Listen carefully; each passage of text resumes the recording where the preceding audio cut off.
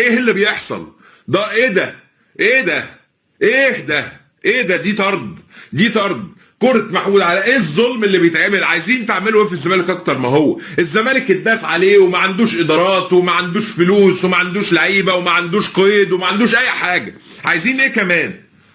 اللي بيحصل ده ظلم باين لنادي الزمالك وظلم باين لجمهور الزمالك اللي ما يستاهلش ده.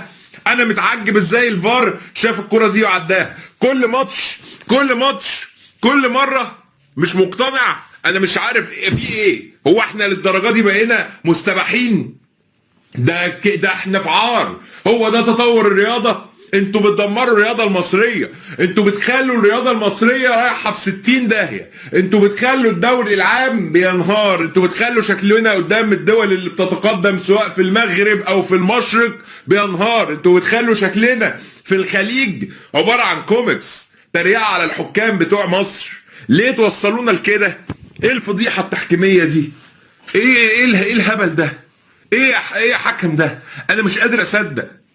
انا بستأذن كل اللي في الفيديو ده اعمل لايك علشان اللايفات كمان بتتمسح بجملة المؤامرات. اللايفات كمان هنا بتتمسح بسبب، يعني انا نفسي بعد الفيديو ده ما يتمسحش. ارجوكم سيبونا يا جماعه، يعني سيبونا الناس بتوع الريبورتات واللي معروفين. لكن كابتن محمد معروف يرتكب جرم في حق نادي الزمالك؟ مش مصدق. ضرب الجزاء، طرد